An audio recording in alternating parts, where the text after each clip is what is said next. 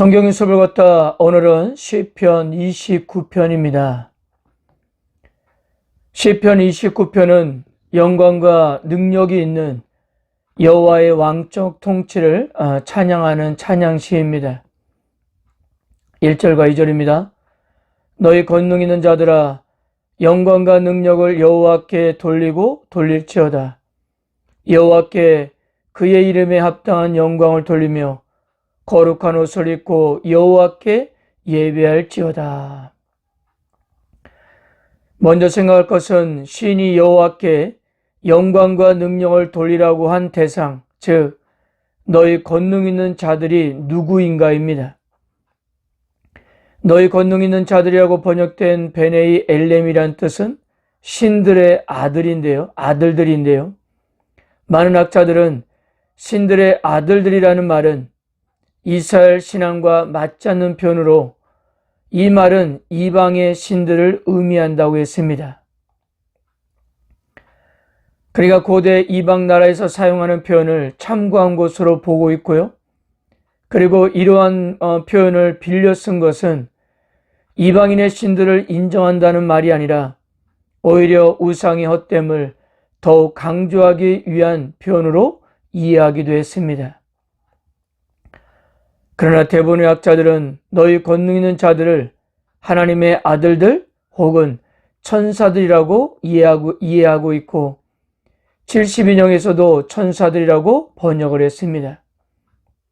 우리들도 그렇게 이해하면 되겠습니다.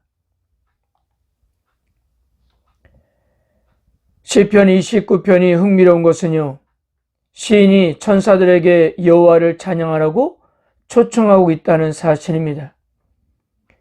이와 같은 방식으로 시작하는 시편은 150개의 시편 가운데 29편이 유일한 것을 우리가 알 수 있습니다. 시인이 포함된 지상 공동체의 찬양에 천상의 하나님의 궁전에서도 찬양이 울려 퍼지도록 천사들의 참여를 촉구하고 있는 거예요. 2절에서 여호와의 이름에 합당한 영광을 돌린다는 것은 그의 어미한 명성을 인정한다는 것이고요.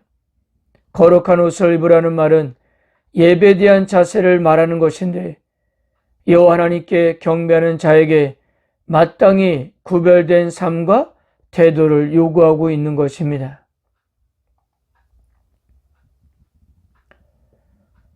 3절에서 9절까지 여호와의 영광이 온 땅에 임하고 있음을 노래하는데요. 여호와의 소리라는 표현은 7번이나 반복되고 있습니다. 시인은 하나님의 위엄과 능력을 엄청난 폭풍우를 동반한 천둥 소리에 비유하며 그 소리가 하늘과 바다, 땅과 강야에 미치고 있음을 노래하는데요. 만유에 대한 여호와의 왕권을 강조하고 있는 것입니다. 즉, 통치의 영향이 미치지 않는 곳이 없었던 거예요. 영광의 하나님께서 우리의 소리를 발하여 바다 위에 계시는 모습을 찬양하는데요. 이는 하나님이 강한 권능으로 혼돈의 세계를 지배하고 계심을 나타냅니다. 하나님께서 세상이 조성되기 전 물 위에 운행하셨고 혼돈과 무질서를 제거하여 창조의 질서를 세우셨습니다. 그리고 시인은 크기로 유명한 레바논의 백향목의 들쑥날쑥한 높이를 마치 뛰는 송아지와 들송아지 같다고 노래하는데요. 이처럼 이스라엘의 웅장한 산들과 나무들도 여호와의 통치와 영광 앞에서는 작은 티끌에 불과했던 것입니다. 그러므로 하늘 성전에 있는 모든 천상의 존재들이나 땅 아래 여호와를 경배하는 자들은 하나같이 여호와께 영광이라고 외치지 않을 수가 없었던 것입니다. 마지막 11절과 12절입니다. 여호와께서 홍수 때 자정하였으며 여호와께서 영원하도록 왕으로 자정하시도다. 여호와께서 자기 백성에 힘을 주시며 여호와께서 자기 백성에게 평강의 복을 주시리로다. 여호와께서는 하늘의 영역과 땅의 영역에 모두 왕으로 통치한다는 것이고요. 하나님께서 홍수의 자정에 계신다는 것은 바로 여호와 하나님이 절대적 주권자라는 것을 의미하는 거예요. 그분의 통치가 미치지 않은 곳이 없었던 것입니다. 사랑하는 성도 여러분, 오늘 시인은 천사들에게 여호와 하나님께 영광을 돌리라고 초청했습니다. 그런데 이 초청은 우리 모두에게 적용되는 것이기도 해요.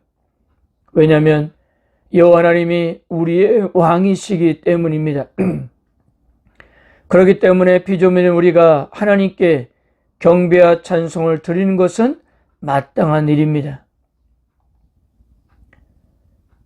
그렇다면 여기서 우리가 주목해야 할 것은 하나님께 영광을 돌린다는 것이 무엇인가 하는 거예요.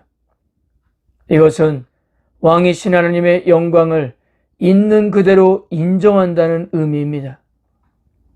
하나님의 하나님 되심을 온 마음으로 인정하고 또한 모든 만물의 주인이요 왕으로 인정하는 거예요.